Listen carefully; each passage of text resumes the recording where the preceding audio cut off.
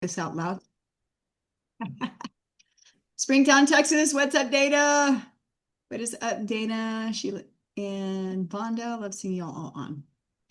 All right, let's do this, Melissa. We've got more hopping on, but I'll obviously watch that part. And I'm going to change it where they can only see the speaker so we don't have everyone else's faces always on there, even though they're all amazing. Let's do this. All right, you guys. What is today even? Tuesday. I know I'm not the only one struggling with what day it is of the week. Happy Tuesday, you guys. We're gonna get started. And you guys are gonna get a lot of great information. I know me and Melissa, we had a lot of conversation before this, and like we're gonna try to keep this 30 minutes. Like y'all, let's be real, it's gonna be longer than 30 minutes. Might be closer 45 minutes to an hour. So if you can't stay on the whole time, we totally understand. Watch the replay. We do our best, but there's a lot of information to unpack today. Hormones, menopause, perimenopause, postmenopause, all of them, they all impact us as women. Unfortunately, we were the lucky ones to deal with this, right? But there's so much to unpack and understand. And that's why you're going to hear from Melissa today, because Melissa, you guys, I'll give you a little intro on Melissa. Melissa is someone, girl, how many years have we known each other? It's been a long time. We met in At the network least eight or marketing. nine. Yeah, yeah. Yeah, you know It's been a what? while now. I would say 8 or 9, 100%, because my son's about to be 8, and I remember joining the same company which is where we met in the network marketing space Yeah. when I was pregnant with him. So yes. So you guys, but Melissa is truly, she's my expert. She's my go-to. She is, whether it comes to natural products, to hormones, to healing your gut, to so many things. She is the problem solver on so many things. And she is my go-to for so many things. I always go to her and ask her all the questions. And I'll tell you one thing that also I love so much about Melissa is her passion, one, to help and not band-aid anything. She's not that one size all fits all person that everybody takes the same, whether it be medication, whether it be supplement, whether it be GLP-1. She'll shoot you straight and tell you absolutely no, this is not designed for you. She's not out to make a buck off of anyone. She's really, truly out to help someone help you truly and look at you as the individual and the person and what you need. So that's one of my favorite things that I just love and respect about her. And so with that said, I'm going to turn it over to you, Melissa. I'll let you talk about your background. So I kind of want this training today to start with you understanding who Melissa is and her background and her experience and her expertise, because you guys, there's a lot. She's got many, many years of experience. So let's just start there. You tell a little bit about you, your background, and we'll go from there. Absolutely. Thank you, Angela, so much, as always, for inviting me on to do this. I'm always so honored and humbled when we do these things together. And as Angela said, I am definitely knowledgeable when it comes to the supplementation, the medications, all the GLPs, the peptides, the hormones, things like that. But what I am not very good at is the things that Angela does. And that is the workouts and keeping you motivated and keeping you down to very simple things that will make you successful. So you definitely have a powerhouse in Angela, to the point that I actually go to her and say, help, like, please help, especially because I'm on a new journey myself. So but my background, everybody, first of all, hello. And once again, thanks for allowing me to be here. But my background is actually in clinical research. So I actually used to test all the medications, and I did all the clinical research on all of the GLPs. So that is definitely my wheelhouse. I'm extremely knowledgeable when it comes to those GLPs. And my newest arena is all the other peptides that are out there and that are upcoming that you will definitely hear more about in the future. So I left the clinical research arena, gosh, 10 years ago now, and actually got certified as a holistic health practitioner. So I kind of jumped avenues a little bit, but I really didn't, because people are still using all these things that I researched way back when, right? So as we age, people have to go on maybe some different medications, and I tested a lot of those medications. So, but what I needed to do and what I found was missing, even in the research arena, what I found was missing is that link between lifestyle and medicines. Even like your medication that you take won't even become optimal unless you are doing certain things with your lifestyle. So that's the thing that I am very passionate about. I actually had to take a step back myself in my own journey last year and get really, really down home look at myself first before I could help anybody else. And that was a hard apple to bite, I have to say.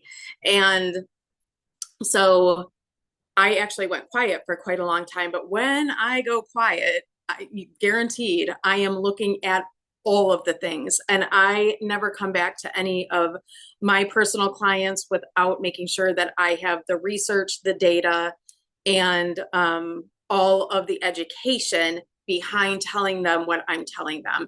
It's just part of my research background. I just have to know the things before I can come talk to you about it.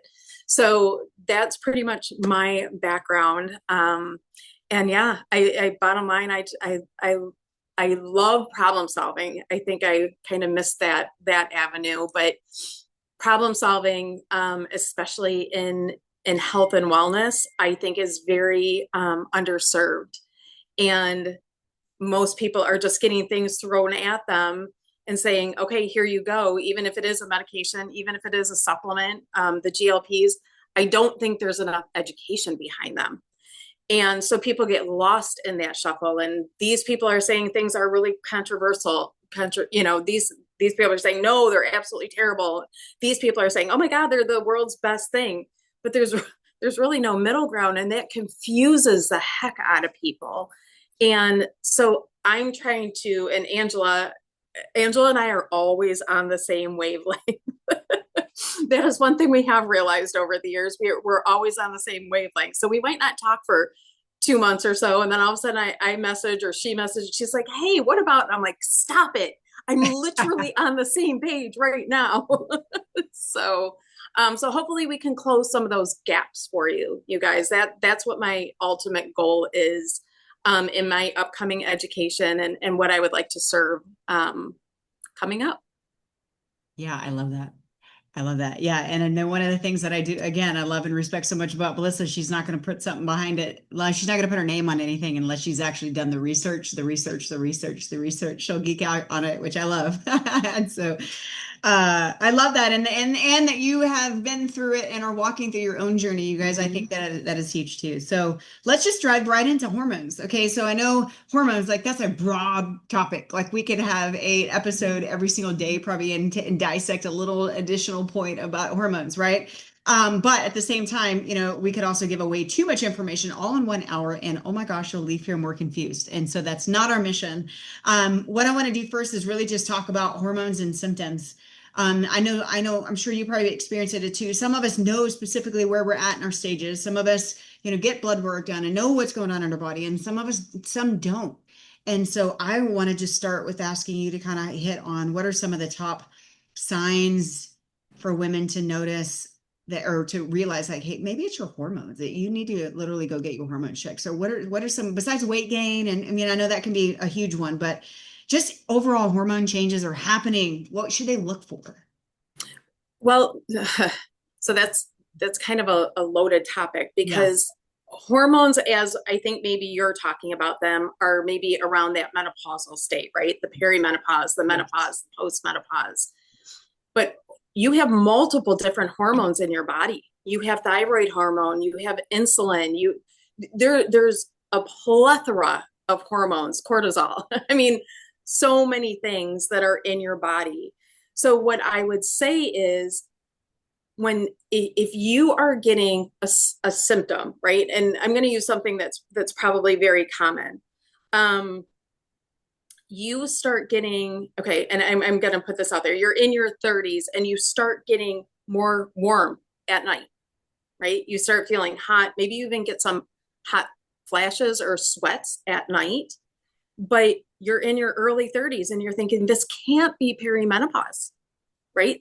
Like I'm too young for this. It might not be. It could be that things are starting to change within your body. And it could be that your glucose is just running too high. That will change and affect. So perimenopause symptoms and high glucose or high insulin levels can mimic each other sometimes. So you really do, it really is important to go get lab work and try and at least get a baseline. It might not solve what's going on for you, but at least you have a baseline knowledge of what's happening within your body. So just basic labs at first, right?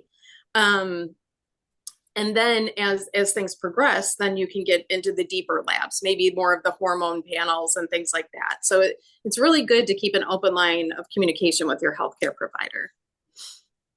100%. So when in doubt, if you think something's going on, I know I say this to women a lot. I have a lot of conversations with women that like they get almost dismissed by a doctor or someone. They're like, oh, you're just, I remember specifically, I think I was 38 at the time going to my OBGYN, and she was telling me, I told her like something is off. Like I just, can I get my blood work done? I want to see like something.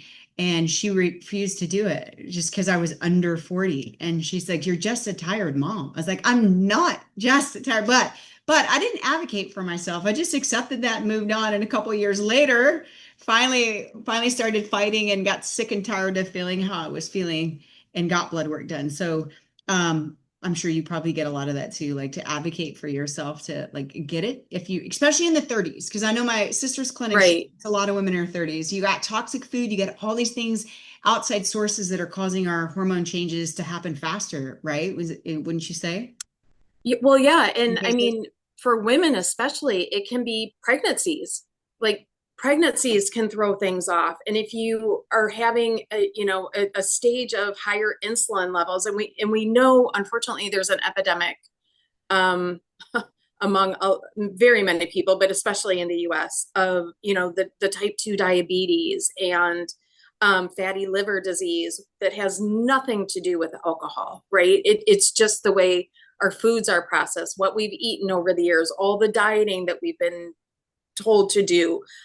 Go high fat, go high protein, go low sugar, go like all the things. I think one of the only things that was probably halfway decent is cut back your sugar. Like Yeah, right. that might have been the only like diet thing I actually, can see. But the problem is when you have unregulated insulin that can start off very, very low, it can affect your thyroid hormone. It can affect your testosterone levels. It can affect your progesterone level. They all work in combination with one another. So when you say that you're regulating, or leveling out your hormones, there is no such thing as leveling out your hormones. There is optimizing your hormones for your body. Right. So when people say it just became like a buzzword, well, this will level out your hormones. There is no such thing. You want to make sure everything is working in combination with one another. It was just a poor choice of words, unfortunately. So, Yeah. And it's that much more important where I know my favorite part is talking about the food and the fitness and taking care of your body from that out. Like there's so many things you can do and eat the ways you eat and stop starving yourself. That's one of my biggest pet peeves, just because we've been programmed that way, but it can put a strain on your entire body, hormones included. So, I love that, everything that you said. So let's dive into, before we go into a little bit deeper on perimenopause, because I know that was something I asked you to kind of dive in a little bit deeper.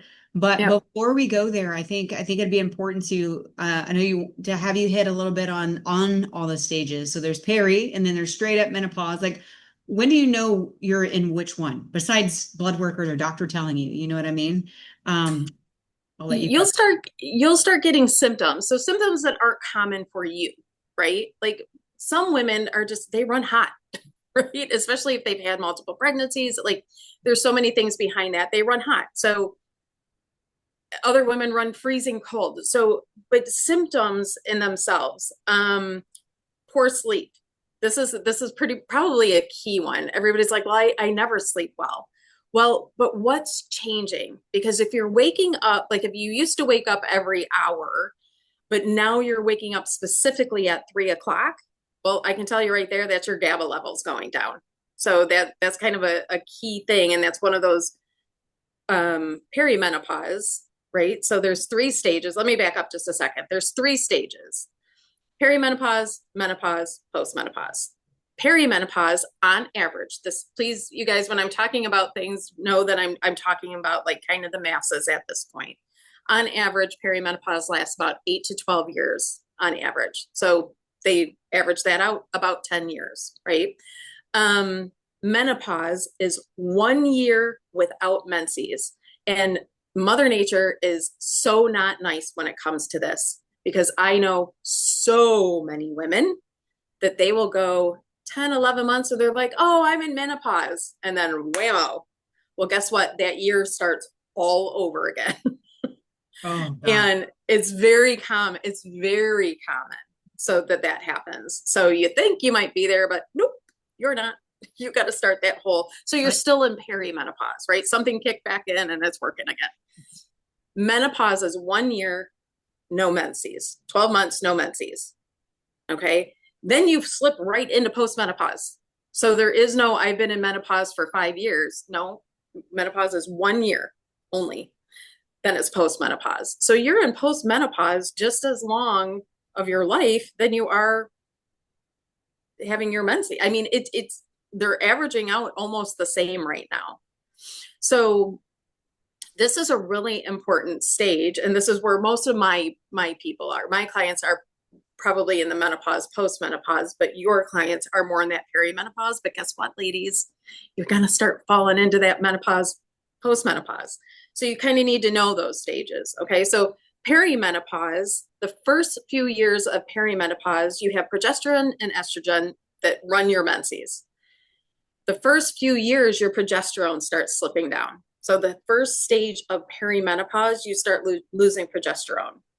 This is where you might start seeing those sleep disturbances, maybe even some of those night sweats, an occasional hot flash, but that's more when estrogen starts popping in the mix. Okay. And you might start seeing that teeny tiny slight belly pooch. All right. That's around that midsection of perimenopause where estrogen starts coming in. When estrogen starts dumping, then you start getting those symptoms on kind of a more extreme level. All right. Then menopause can be all over the place. You might be totally fine 1 month, not fine the next month. Exhaustion can happen, right? Because our bodies are just like, what is going on? And your adrenal glands are two little tiny glands on top of your kidneys. Your adrenal glands start taking over, right? Because the ovaries are shrinking up. They're going into retirement. They're like, bye-bye, off to Boca.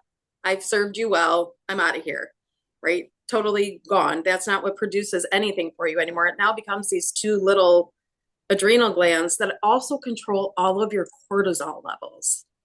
That's what those adrenal glands are meant for. That's their main job. So your fight or flight response. But now they're taking over all of the production of everything you need for postmenopause. So now you have adrenal stress in all of this. And that can cause that's usually where the weight gain starts coming on, right? The muscle reduction. What am I missing, Angela? I know there's a lot more. Severe muscle loss can happen. Bone loss can happen at these stages. You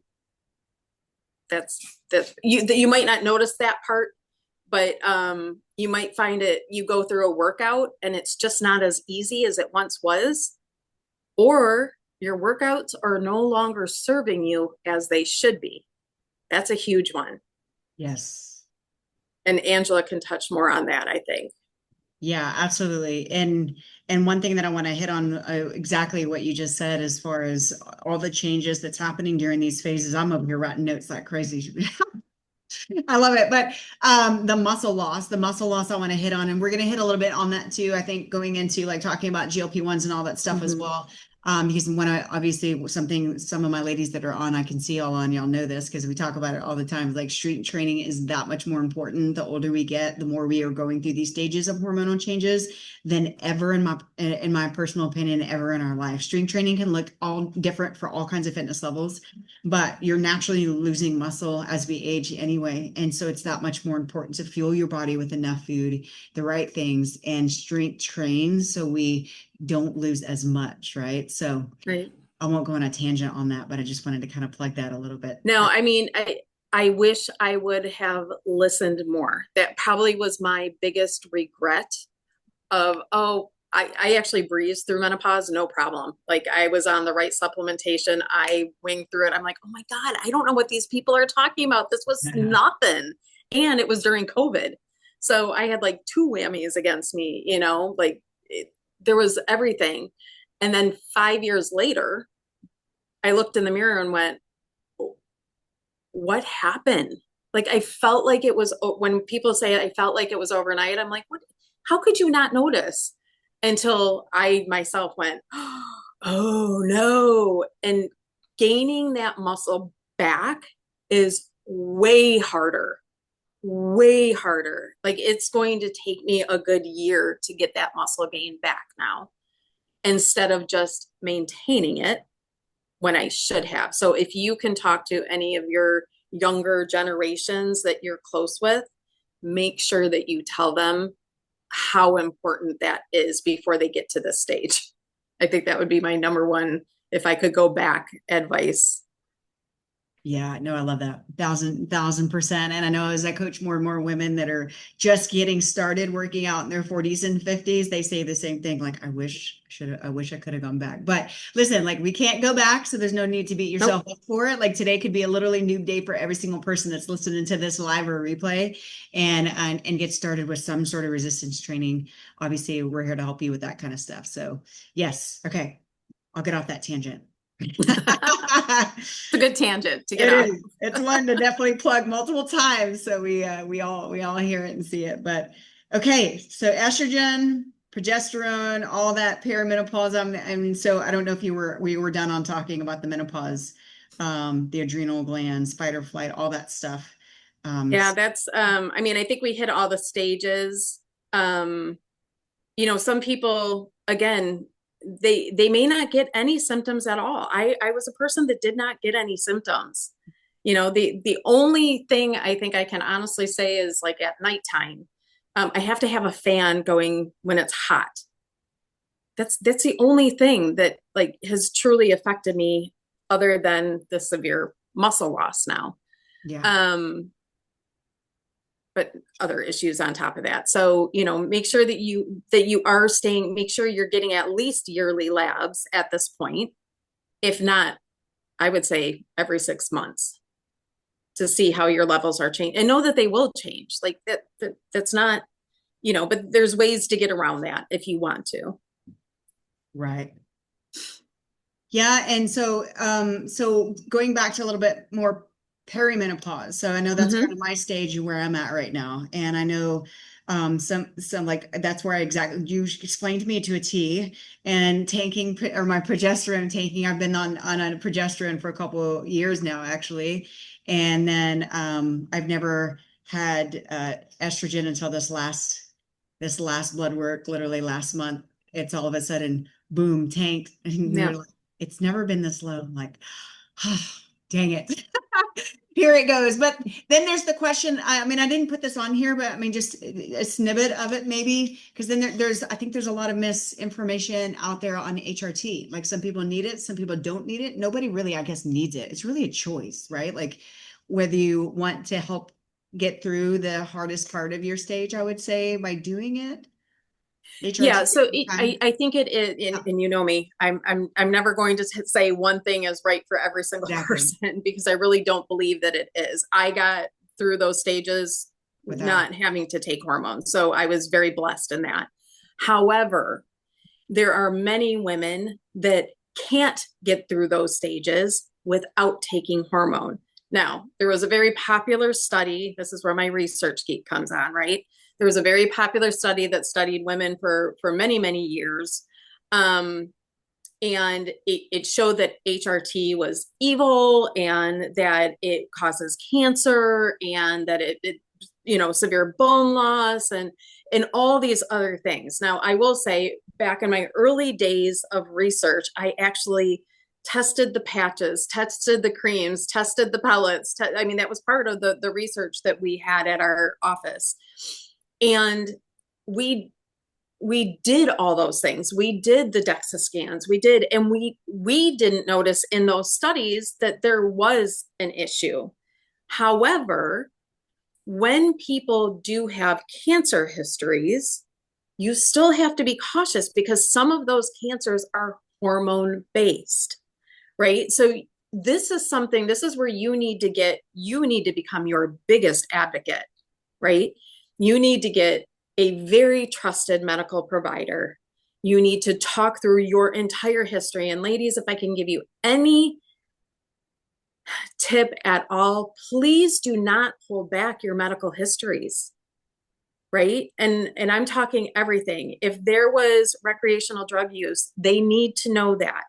They need to know your entire history to make sure. They need to be taking an extensive family history. We know some of these are genetically connected. Don't hold back on those, right? Go before you even go into your physician, take a piece of paper and start writing this stuff out. So you're not spending hours while you're there filling all this stuff out, right? And talk to them about their concerns. If they will not listen, you are not with the right physician. Amen to that. I'm just going to say that. If they are not willing to listen to you, they are not the right physician. Right? At this time of life, if any time of life, you need medical support. Amen to Very that. much so. Yeah. And support from friends and family that have been through it, maybe. And other women that are going through it too. And other women that are like, oh my we God. can cry together on some days and laugh together on the others. Right. Right. Yeah, no, I love that you said that. You got to have, and I mean, I've heard some horror stories lately too, recently about, some doctors just literally. Yeah, let me dive right back out. in real quick, Angela. Yeah, I don't want you to be afraid of HRT though. Right. Okay, so HRT can be very beneficial if you do not have a good quality of life while you are going through these menopausal stages. That's when you need to have the conversation. If your relationships are affected, if your work is affected, if you personally are affected, you need to have these conversations. And sometimes it's a conversation with an OBGYN over your primary health care provider. Sometimes it's opposite. It's just who's willing to listen. Right. So I love that. Yeah. Yeah, exactly. I know I loved always being transparent. I chose to go HRT at least through certain seasons because it was literally I couldn't I couldn't handle anymore. Mine was mostly the testosterone affecting my relationship, affecting a lot of different things, my mood, my energy, right. all the things. And so yeah, this isn't to scare you from it. It's you do you, and what just get the right doctor behind you. Because I've heard many women come to me and they're like, yeah, I had a doctor that gave me estrogen, testosterone, and progesterone. I was like, did they do the blood work? No, they're just treating my symptoms. Like, run so freaking fast from that. You don't get your symptoms treated. It could be not even hormone related, and they're handing it out like candy. Sometimes I've noticed, and I'm like, throw that, or don't throw it away, put it aside. Let's go find you somewhere else. So advocate. That's where advocating for yourself. I think yeah. So I'll stop there on that tangent, but yeah, you got to do what's right for you so you can have the quality of life. I love that you put it. Yeah, I want to also say, if you choose not to if you're going through perimenopause right now and you choose not to do it now, but in your 50s, 60s, 70s, you say, okay, I don't feel like this doesn't feel in your 50s, 60s, and 70s, you can still go back to HRT. This is not something that you have to decide right now, right then and there. You can do that at any point in your life. Right. So I know women that are in their 80s now that are going back on HRT. Right. So it just, don't ever disown that portion or think that it's too late. Yes, our age is just a number. I see the most spunky 80-year-olds in the gym and they're just rocking and rolling, which is a goal of who I want to be. Like, I don't think it's never too late to live life and feel good and do all the things, which I love.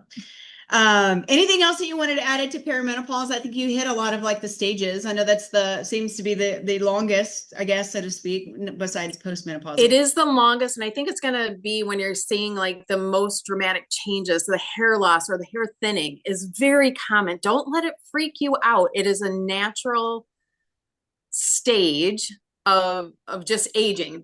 I mean, that's just aging itself. It is a natural stage. Your hair is going to go through changes. It's going to become more coarse, more brittle, more falling out, more thin.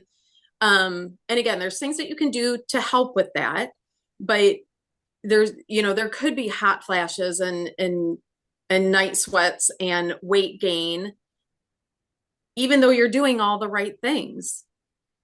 So this is going to be a journey that you're going to have to navigate, and it might have to be an every year navigation from there on out. Things will change. You're totally going to have to change, like the way that you were exercising in your 20s and 30s. So not how you have to exercise in your 40s, 50s, 60s, and 70s. Just totally different. 100% different. The amount of water that you could not get away with or get away with not drinking, nope, that's out the door. Like that, this is going to be your best friend from now on. That your cells are literally going to survive off of that. So it just stuff shifts, and you've got plenty of education out there that can guide you through this. Yeah. 100%. Yes, and I love that. Okay, so quickly, whether you're watching, some are watching live stream in the comments or the chat, if you feel like right now your routine is something that's not working for you, your workouts, your nutrition, your any of the things, and you're like, okay, what she just said just was like a light bulb going in my mind, like it's time to change my routine because I'm in a different stage of my life. What works in my 20s and my 30s is not going to work right now. Put change in the comments just so we know where you're hearing that. Because I will tell you, I'll be 45 this June. And I will tell you, that was one of the hardest things for me. I used to go hardcore, hit workouts and a lot of running and all the things. And I slowly got into this phase where like, holy crap, walking, like how is walking going to serve me? Y'all, let's be real. I used to say that often to myself. And I'm telling you now, I'm like, I feel free because I don't have to work as hard, and you don't want to work as hard. Your body responds much different. So we grew up in the world of thinking we had to do more, move more, and eat less. And so my favorite thing to teach and educate when I'm coaching women in all the things or anything is the exact opposite. The older we get, I feel like we have to flip-flop those things. Ideally, 95% of the women I coach is like, you got to stop under eating and eat more. And then we have to, I'm not saying everybody needs to move less. Everybody's kind of different on that sense. Some of you guys need to get up and move your body. But some people need to stop doing, too much. And it's the exact opposite what our body needs. You got to do it in the way. It almost seems counterintuitive. Yes. Because we've been ingrained so long to go work out on a treadmill for an hour, to burn the calories, to get into a calorie deficit, to do all these things, that it's so counterintuitive to what we've heard in our ear for 20, 30 years. It's hard. Like that, it's a mindset. I can't believe how much mindset work I've done. And poor Angela, her head's probably blowing up because I'm like, help. But, and even just like spitting it out of the mindset that I've had to work on in these last 2 months, it's huge. I mean, it's been a lot of work, almost exhausting to some points. 100%. And I mean, I know I always tell my ladies all the time, like yes, I'm going to teach you your nutrition and what you need to eat and all the things. And I'm going to write your workouts for you and do all the things. But my favorite part of this whole transformation, it's probably the one that takes the exact longest. It is the mindset shifts. It's to be okay with the fact that you need to walk instead of run. You need to do strength training instead of all this crazy hardcore hit stuff that used to feel good and feel accomplished, but yet it backfires. The under eating, well, they're especially chronically when it's on a regular basis, we're under eating, we're the 1,000 to 1,200 calorie like danger zone is what I always call it. Anything less than that is even more of a danger zone, but it backfires, ladies, on us. And then you may see some small results at the very beginning, but then it's just a matter of the exact opposite. So yeah, if you think the symptoms are bad now, try taking yourself into an 800, 900, 1,000 calorie diet and see what happens. Yeah. And it's not pretty. It's not pretty. It's not pretty. And then it just gets harder and harder to see the results. But we're both proof. And I know we talk about it. We educate and we help women do it all the time. None of this means you can't get results. Like it just has to change your result, your approach, your strategy has to change. So I think next we can just roll into, I know a big topic and something that I know a lot of people are very interested in right now, or at least to be educated around it, is the GLP-1s. I think we can Mhm. just go from there and slide right into it.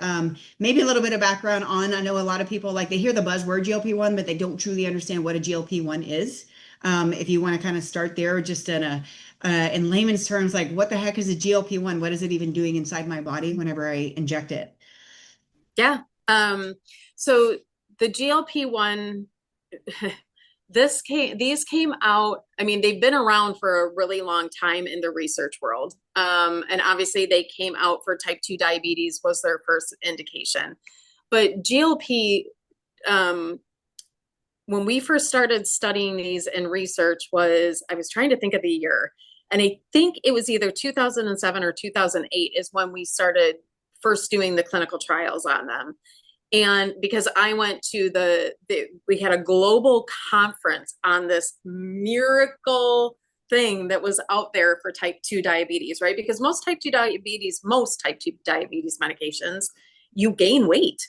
Like it's so backwards of these poor people are already overweight. They're trying to regulate things. And when they regulate them, they actually gain weight. Well, that makes things worse in the end, unfortunately, because what it affects is when you take those medications and gain the weight, it affects those hormones. And diabetes itself actually affects the GLP hormone.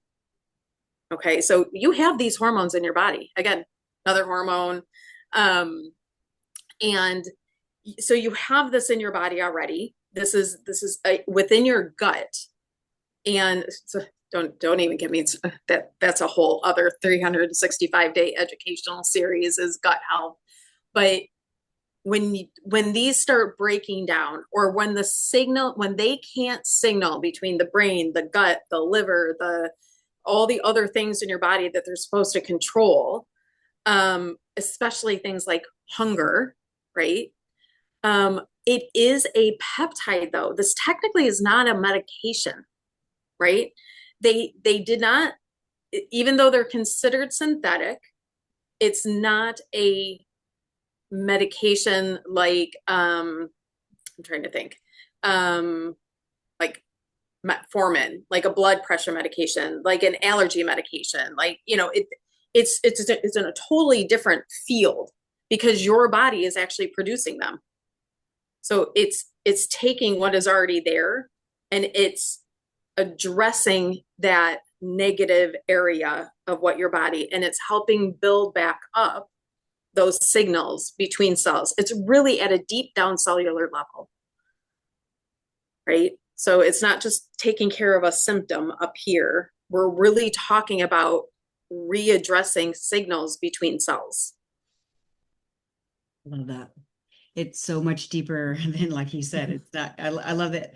Yeah, that's very eye-opening. So obviously these are everywhere. They're And you, everywhere. you have access to them. I know I have my sister and I have partnered with our telehealth practice to help women get on GLP-1s once they are screened first, not just handing it out like I don't know, Candy. candy, because in today's world, like, I mean, it's scary how easy people can get their hands on them. So obviously another part of this training today was to educate you on who are they for, who should take them, who should not take them. Is there, and with everything we talked about with perimenopause, menopause, all these hormone changes, what is your professional opinion on GLP-1s helping women through this stage if they get to a place like they're with food and fitness alone and that nothing's changing, like they're not seeing change, the weight is not freaking coming off?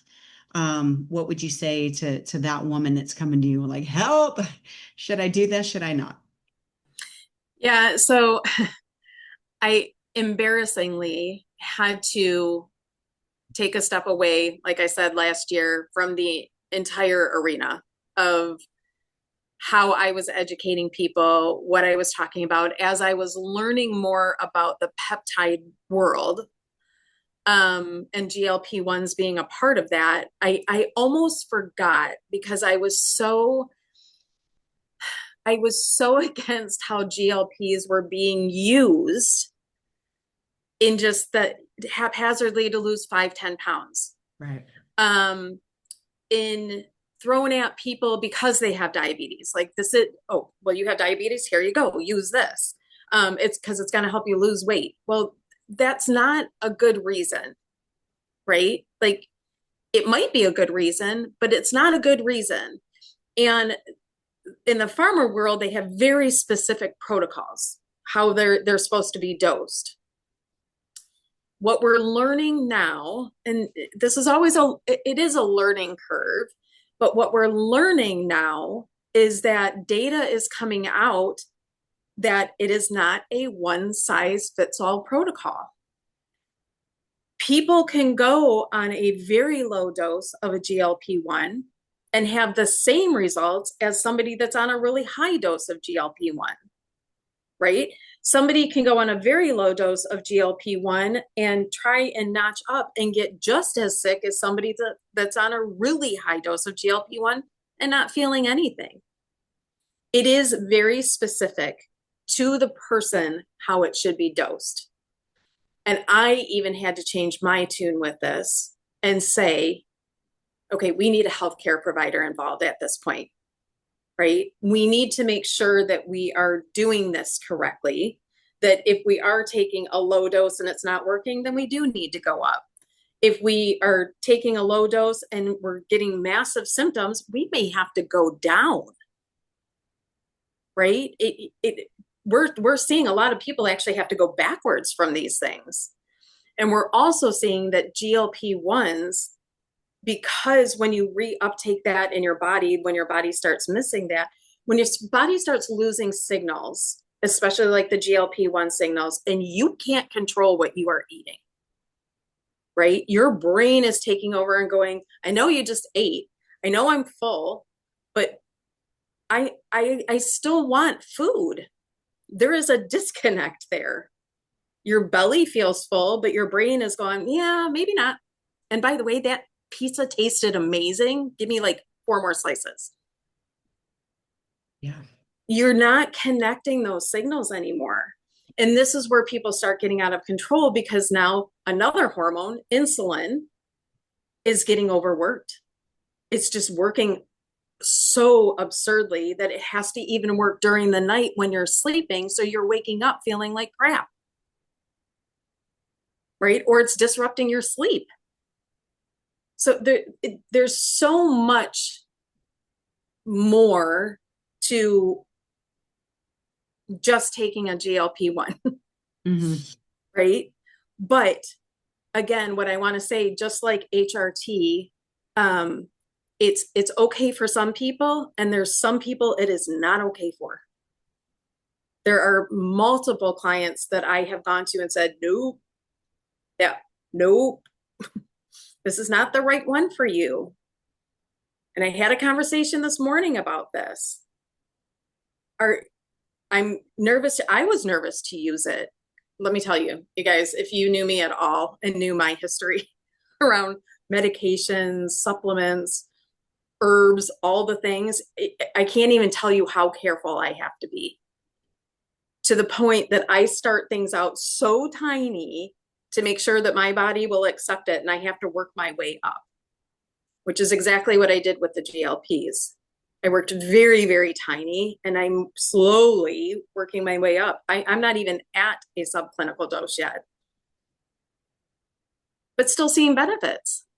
My joint pain is gone, right? So there are multiple benefits to this outside of just weight loss. And this is something that is coming up in the data.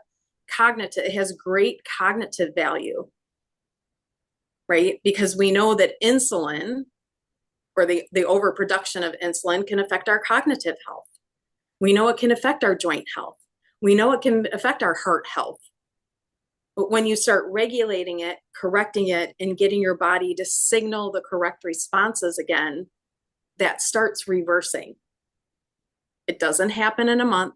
It doesn't happen in 3 months. This is something that is going to take time. So when I was on Zepbound, my joints were so much better. There's multiple reasons behind that. If you were very overweight, So obviously getting some of that weight off is automatically going to help your joints. However, what the GLPs do also is start signaling all the inflammatory markers in your body that they can calm down, because we're not going to give you a ton of food that you have to overwork to do. So you can actually send more healthy nutrients to back to the joints again. Does that make sense? Absolutely. Was that too geeky? No, and I can, I'd love to piggyback on that, because exactly what you say, like we talk about inflammation and inflammatory foods and what to avoid and what to stay away from and all the things, which is going to be completely different for everybody because not everybody's triggered by gluten or not all the things. But what you're saying and how I hear it too is that these GLP-1s and what they do for your appetite, for your food noise, for all your things, they help you stay away from a lot of these higher inflammatory foods. Therefore, also helps just, again, it's just another benefit of them helping you reduce that inflammation in your body. It's By not an instant reaction. At least right. it wasn't for me and most of my clients that I'm talking to. They're Yeah, saying it's not instant. Like that takes time, and this is where that mindset comes in, absolutely. right? Because you are in a habit because you've been so hungry and the brain gut connection isn't working correctly. You've been so processed to just Hmm. eating when it doesn't serve you, eating whatever is around, eating whatever is available. But now I can take time. I'm starting to be able to listen to my body of, okay, I'm hungry and I eat when I'm hungry now. It may be at 7 o'clock in the morning, it may be at 10 o'clock in the morning. But when the signal is there, it's like, okay, so I need to go find a protein, right? Because when you're in any of the pauses, perimenopause, menopause, postmenopause, you need to protein. I call it protein fronting. So I don't even start eating without some type of protein available to me. That doesn't mean I don't eat a bagel or I don't eat an apple or like it's a well-rounded plate, but my very first priority is, okay, let me find a protein source and then I'll work around that protein Yeah. source of what else do I want. Yeah. So my original habits 3 months ago were what's in the cupboard? I'm starving. What can I get my hands on? I'm starving. Again, it doesn't mean I don't eat bad food, but it's not as it's not as wanted or needed. It's not that like primal, oh my gosh, if I don't have it right now, I'm going to die. Right.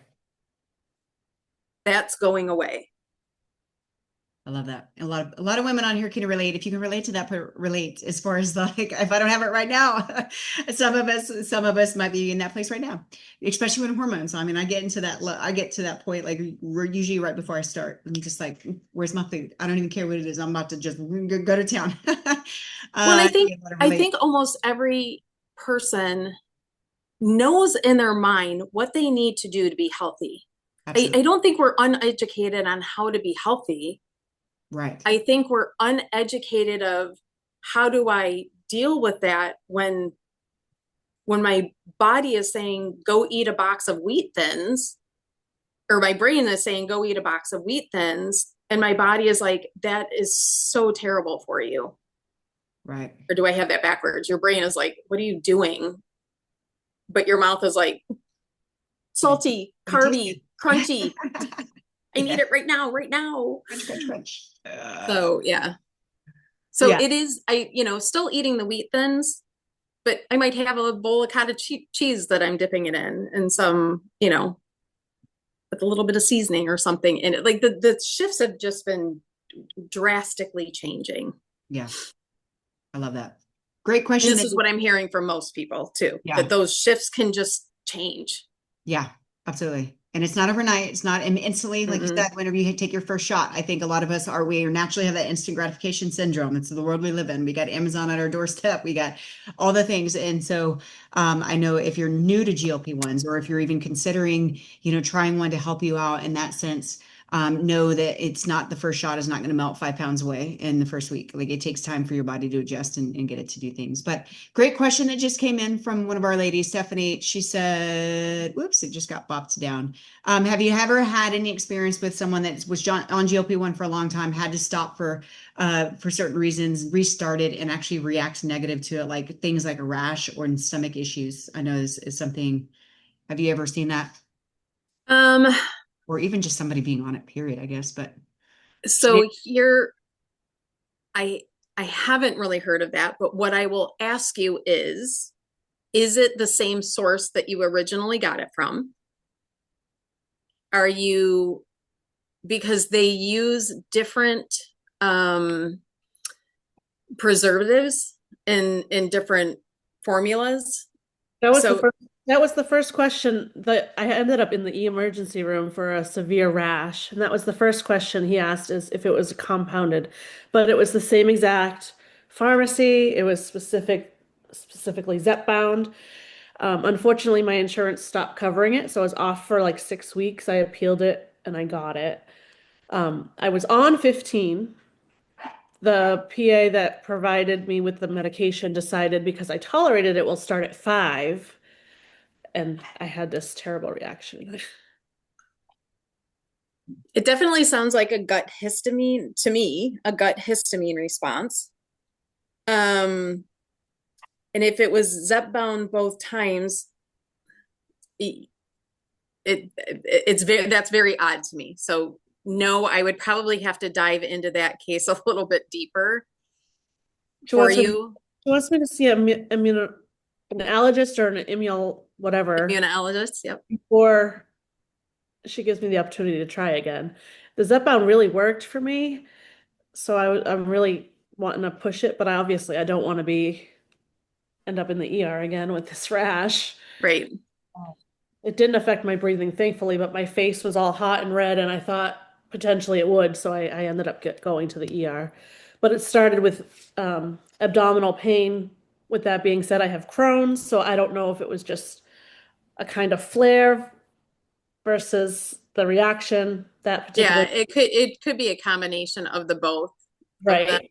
and the half-life of coming off of it the first time. Like there's a whole bunch of science behind that. So So I'm following through with them, but she doesn't feel comfortable reordering it to start back at the 2.5. So we'll see.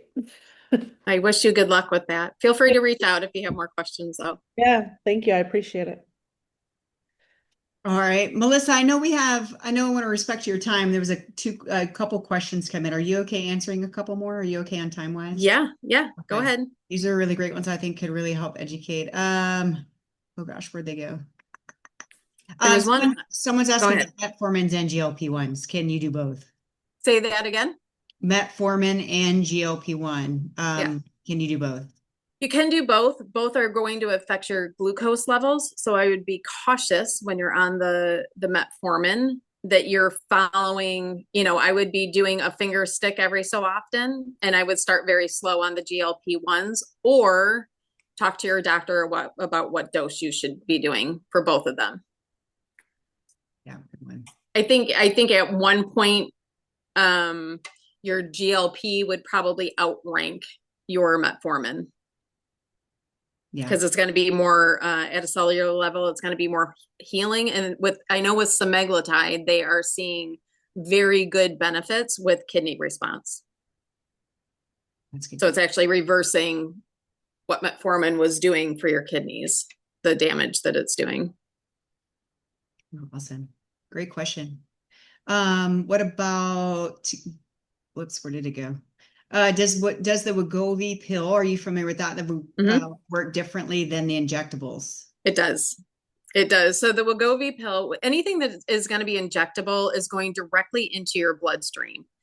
And you're going to see a much better response. So your body is going to react to that about 80 to 90% or higher when you do an injectable. The pill, what's going to happen is you have to take it. It has to break down. It has to go through all your gut acid. It has to then break down into your bloodstream, then get out. So The pill, not that the pill doesn't work. They couldn't have put it out on the market unless it showed efficacy, but the efficacy is much lower than the injectable.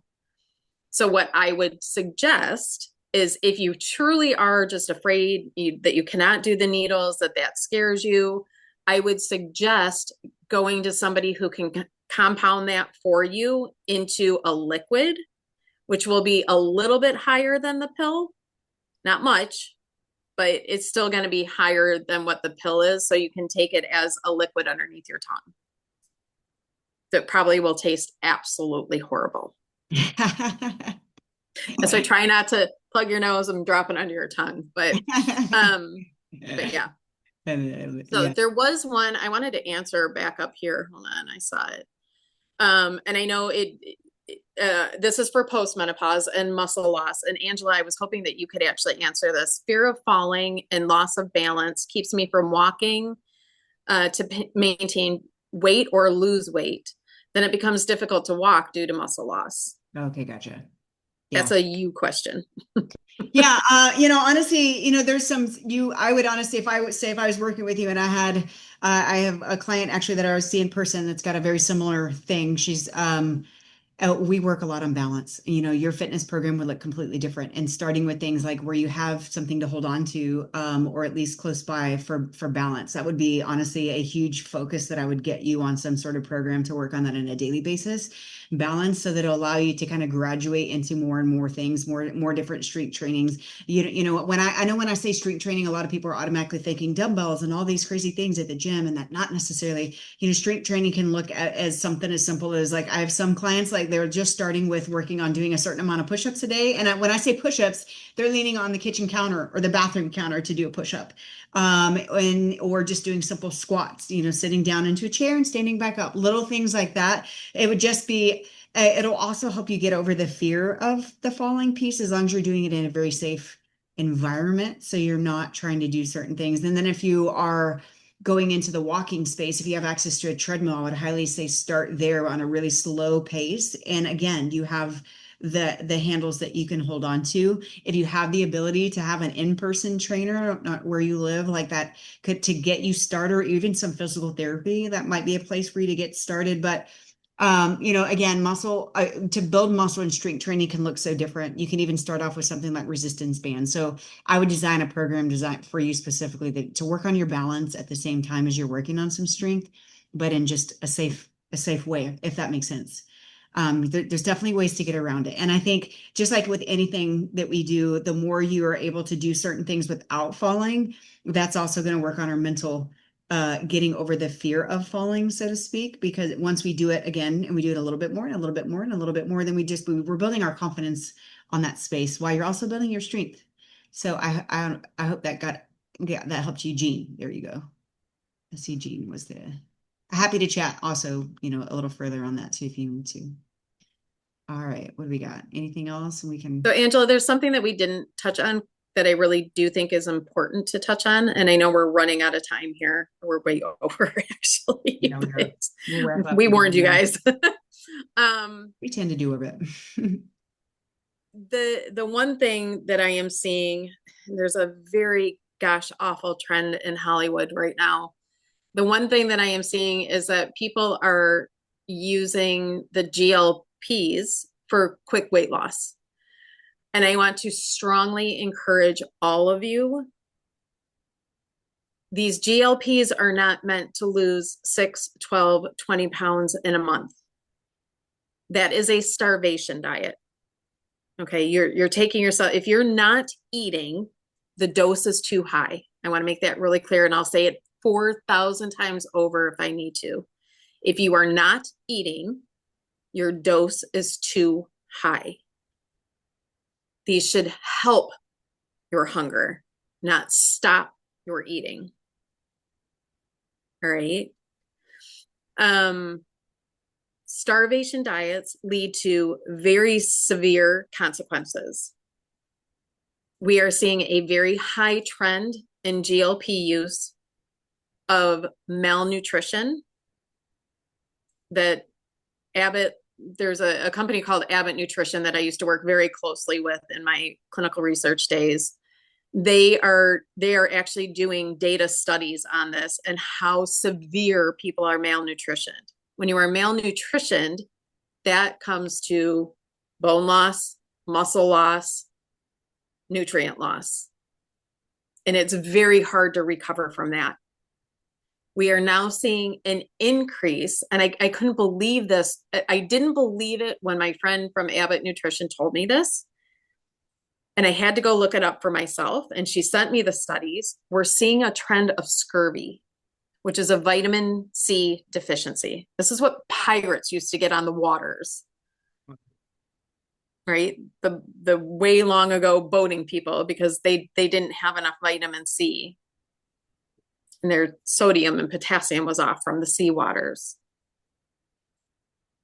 That is so scary to me. That's scary. When we have vitamin C supplements coming out the yin yang, when we have citrus fruits, when we have broccoli available, like I cannot believe that this is happening to people. We're also seeing severe muscle loss, right? And we're seeing bone density scans change. Everything we were worried about with this HRT stuff is what we're seeing with extreme cases of GLP. So I'll tell you over and over and over again, if you are not eating on your GLP-1, you are too high in your dose. Please go back and talk to your healthcare provider. I don't want those things to happen to you. So sorry to be the Debbie Downer at the end there, but these trends are scaring the bejeebies out of me. Yeah, and I'll piggyback on that, and we can wrap it up because I couldn't agree more. And and that's, I think, for the longest time I was preaching, don't do it, don't do it, don't do it, until I became more educated. This is why I know a lot of my clients have seen me shift in a sense of like, yes, I approve. I love I love them if it's done correctly. It's the guidance. So many people are like, they've seen the ad on Facebook and yes, $55 here or there or whatever, and they go and get it. And then they're blindly injecting themselves with things that scares the crap out of me. Don't order it off the internet, please. Oh God, from Amazon or I don't even really know what is in that freaking bottle that scares me. But on the flip side of that, you heard so much value today from Melissa. Like if obviously on the hormonal side, but talking GLP-1 just a little bit more in a sense. If you're already on it, obviously you guys you do the things behind the scenes, do the nutrition, you got to do the strength training, you got to do all the things. Like that's what we do for a living.